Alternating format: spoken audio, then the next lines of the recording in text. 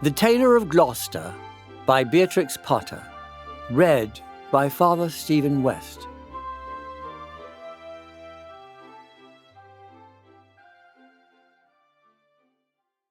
In the time of swords and periwigs and full-skirted coats with flowered lappets, when gentlemen wore ruffles and gold-lace waistcoats of potasoir and taffeta, there lived a tailor in Gloucester. He sat in the window of a little shop in Westgate Street, cross-legged on a table, from morning till dark. All day long, while the light lasted, he sewed and snippeted, piecing out his satin and pompadour and lutestring. All of these fabrics were very expensive in the days of the Tailor of Gloucester. But although he sewed fine silk for his neighbours, he himself was very, very poor. A little old man in spectacles, with a pinched face, old crooked fingers, and a suit of threadbare clothes. He cut his coats without waste, according to his embroidered cloth. They were very small ends and snippets that lay about upon the table. 2 narrow breadths for naught, except waistcoats for mice, said the tailor. One bitter cold day, near Christmas time, the tailor began to make a coat of cherry-coloured corded silk, embroidered with pansies and roses in cream-coloured satin waistcoat, trimmed with gauze and green worsted chenille, for the Mayor of Gloucester. The tailor worked, and he talked to himself. He measured the silk and turned it round and trimmed it into shape with his shears. The table was all littered with cherry-coloured snippets. No breadth at all, and cut on the cross. It is no breadth at all. Tippets for mice and ribbons for mobs, said the Tailor of Gloucester.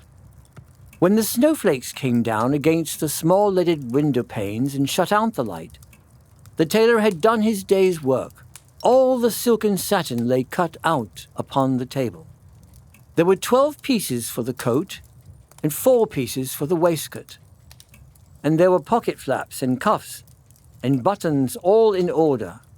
For the lining of the coat there was fine yellow taffeta, and for the buttonholes of the waistcoat there was cherry-coloured twist. And everything was ready to sew together in the morning, all measured and sufficient, except for just one single skein of cherry-coloured twisted silk thread. The tailor came out of his shop at dark, for he did not sleep there at nights. He fastened the window and locked the door and took away the key. No one lived there at night but little brown mice, and they run in and out without any keys. For behind the wooden wainscots of all the old houses in Gloucester, there are little mouse staircases and secret trap-doors, and the mice run from house to house through those long, narrow passages. They can run all over the town without going into the streets. But the tailor came out of his shop and shuffled home through the snow. He lived quite nearby in College Court, which was the next doorway to College Green. And although it was not a big house, the tailor was so poor he only rented the kitchen. He lived alone with his cat, who was called Simpkin. Now all day long, while the tailor was out at work, Simpkin kept house by himself, and he also was fond of the mice, though he gave them no satin for coats. "Meow," said the cat when the tailor opened the door. "Meow." The tailor replied, "Simpkin, we shall make our fortune, but I am worn to a ravelling. Take this groat, which is our last 4pence, and Simpkin take a china pipkin. Buy a penny's worth of bread, a penny's worth of milk, and a penny's worth of sausages. And, oh, Simpkin, with the last penny of our 4pence, buy me 1 penny's worth of cherry-coloured silk. But do not lose the last penny of the 4pence, Simpkin, or I am undone, and worn to a thread paper, for I have no more twist." And then Simpkin again said, "Meow," and took the groat and the pipkin, and went out into the dark. The tailor was very tired and beginning to be ill. He sat down by the hearth and talked to himself about that wonderful coat. "I shall make my fortune to be cut by us. The Mayor of Gloucester is to be married on Christmas Day in the morning, and he hath ordered a coat and an embroidered waistcoat to be lined with yellow taffeta, and the taffeta sufficeth. There is no more left over in snippets than will serve to make tippets for mice."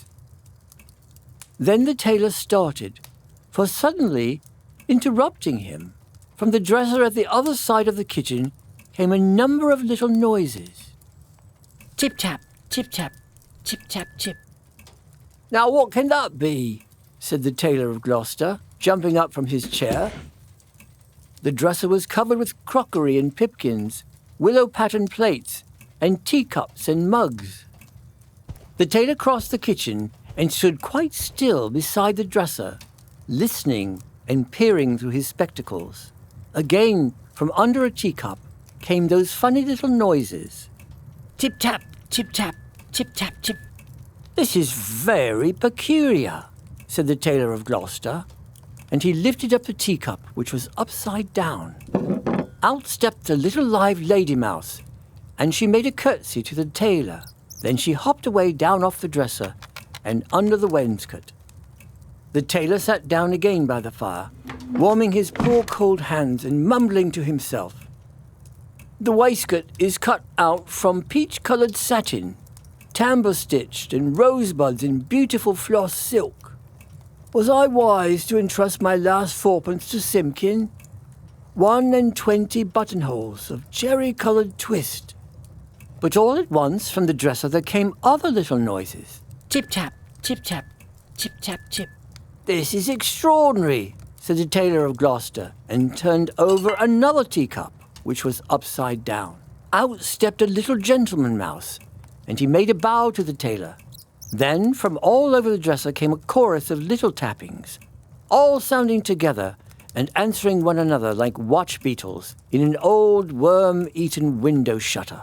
Tip-tap, tip-tap, tip-tap, tip. And out from under teacups and from under bowls and basins stepped more little mice who hopped away down off the dresser and under the wainscot. The tailor sat down close over the fire, lamenting.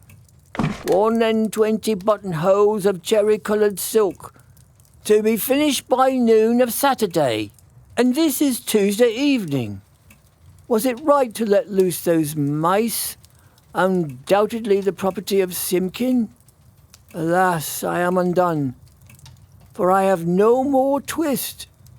The little mice came out again and listened to the tailor. They took notice of the pattern of that wonderful coat. They whispered to one another about the taffeta lining and about little mouse tippets.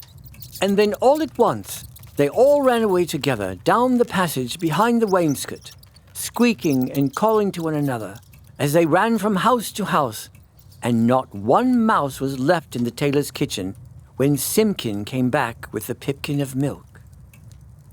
Simpkin opened the door and bounced in with an angry "Meow," like a cat that is vexed, for he hated the snow, and there was snow in his ears and snow in his collar at the back of his neck. He put down the loaf and the sausages upon the dresser, and he sniffed. "Simpkin," said the tailor, "where is my twist?" But Simpkin set down the pipkin of milk upon the dresser and looked suspiciously at the teacups. He wanted his supper of little fat mouse. "Simpkin," said the tailor, "where is my twist?" But Simpkin hid a little parcel privately in the teapot and spit and growled at the tailor. And if Simpkin had been able to talk, he would have asked, "Where is my mouse?" "Alas, I am undone," said the Tailor of Gloucester, and went sadly to bed. All that night long, Simpkin hunted and searched through the kitchen, peeping into cupboards and under the wainscot, and into the teapot where he had hidden that twist. But still he found never a mouse. Whenever the tailor muttered and talked in his sleep, Simpkin said, "Meow," and made strange, horrid noises, as only cats do at night. For the poor old tailor was very ill with a fever, tossing and turning in his four-post bed, and still in his dreams he mumbled, "No more twist! No more twist!" All that day he was ill, and the next day, and the next. And what should become of the cherry-coloured coat? In the tailor's shop in Westcott Street, the embroidered silk and satin lay cut out upon the table, 21 buttonholes. And who should come to sew them, when the window was barred and the door was fast locked? But that does not hinder the little brown mice. They run in and out without any keys through all the old houses in Gloucester. Out of doors, the market folks went trudging through the snow to buy their geese and turkeys and to bake their Christmas pies. But there would be no Christmas dinner for Simpkin and the poor old Tailor of Gloucester. The tailor lay ill for 3 days and nights, and then it was Christmas Eve, and very late at night, the moon climbed up over the roofs and chimneys and looked down over the gateway into College Court.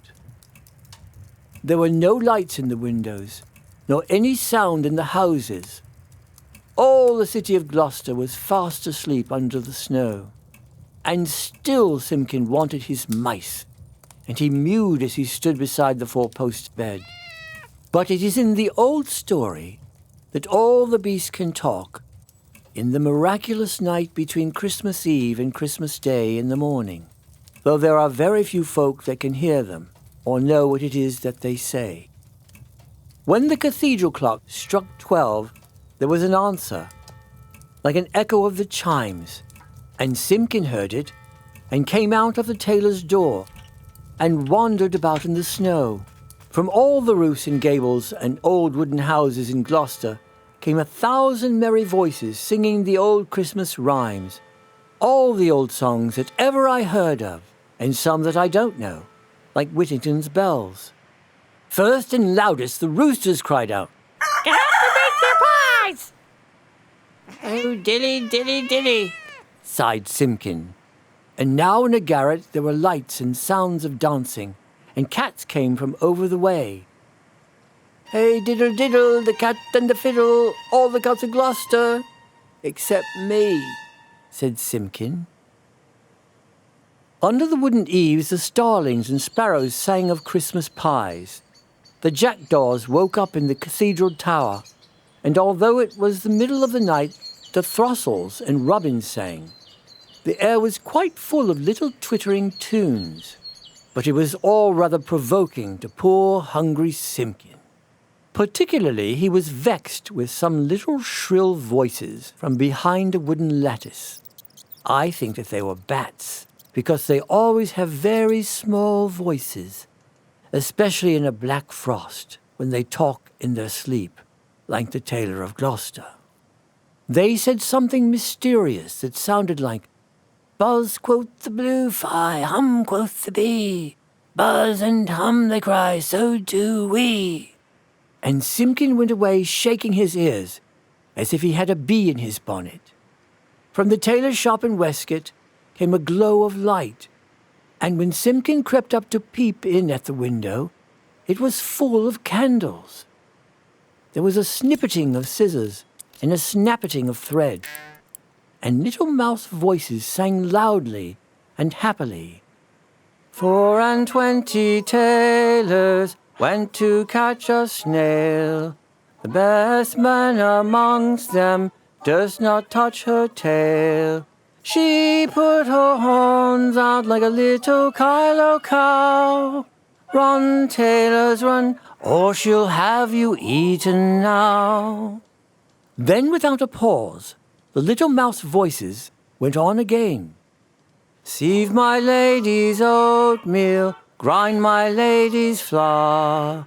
Put it in a chestnut, let it stand an hour. Interrupted Simpkin, and he scratched at the door, but the key was under the tailor's pillow. He could not get in.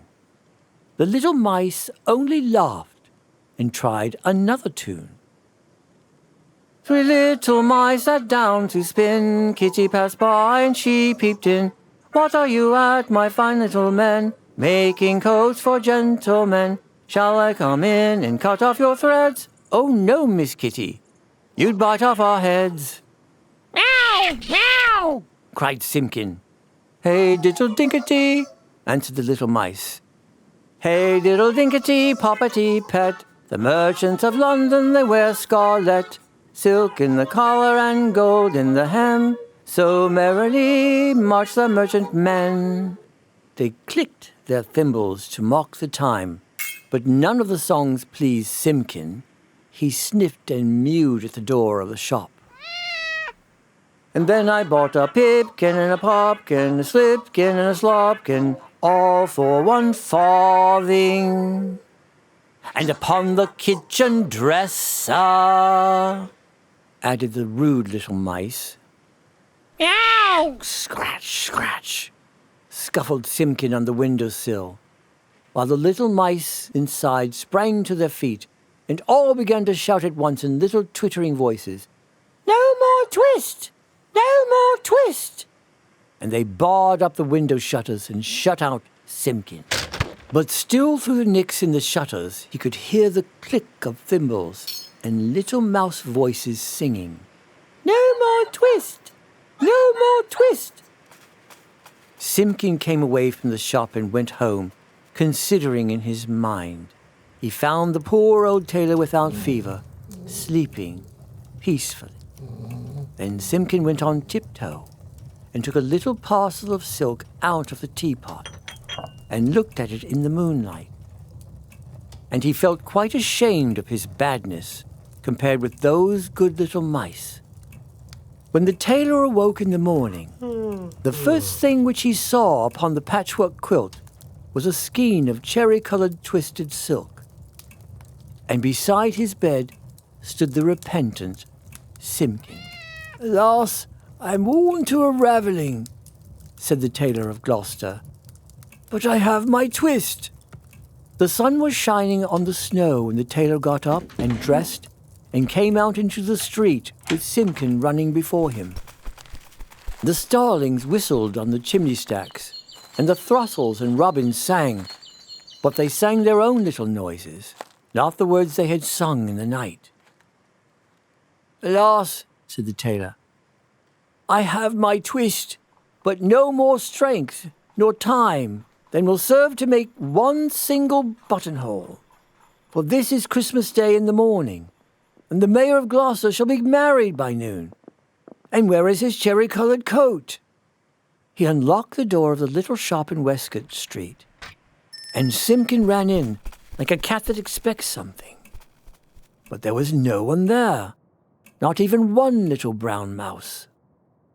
The boards were swept clean, the little ends of thread and the little silk snippets were all tidied away and gone from off the floor. But upon the table, oh joy! The tailor gave a shout. There, where he had left plain cuttings of silk, there lay the most beautifulest coat and embroidered satin waistcoat that ever were worn by a Mayor of Gloucester. There were roses and pansies upon the facings of the coat, and the waistcoat was worked with poppies and cornflowers. Everything was finished except just 1 single cherry-coloured buttonhole, and where that buttonhole was wanting, there was pinned a scrap of paper with these words in little teeny-tiny writing: "No more twist." And from then began the luck of the Tailor of Gloucester. He grew quite stout, and he grew quite rich. He made the most wonderful waistcoats for all the rich merchants of Gloucester, and for all the fine gentlemen of the country round. Never were seen such ruffles or such embroidered cuffs and lappets. But his buttonholes were the greatest triumph of it all. The stitches of those buttonholes were so neat, I wonder how they could be stitched by an old man in spectacles with crooked old fingers and a tailor's thimble. The stitches of those buttonholes were so small, they looked as if they had been made by little mice. The end.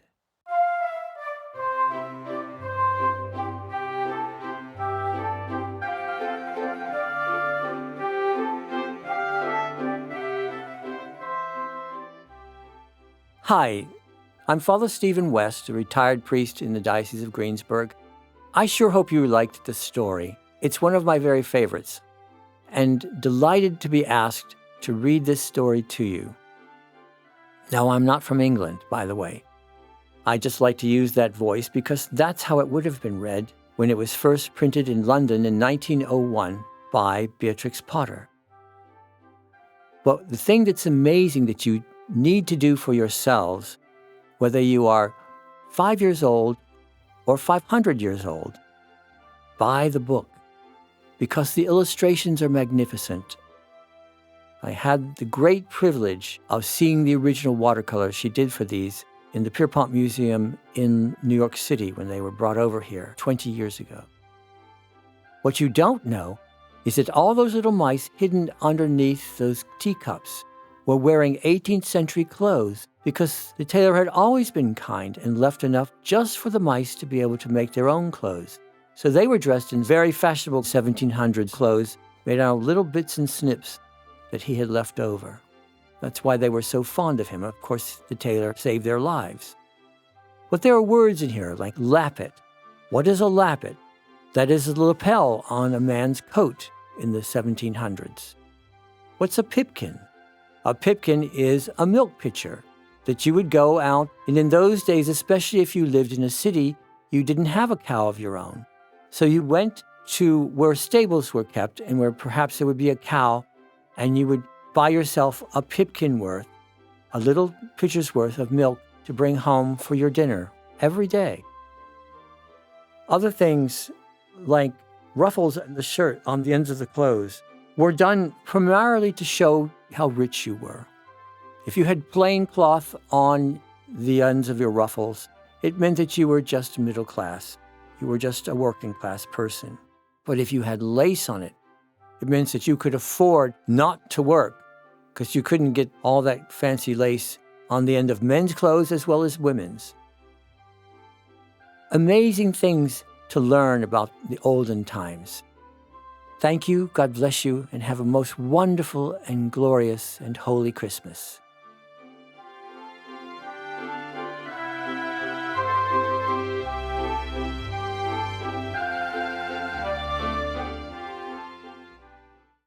A production of We Are One Body Audio Theater.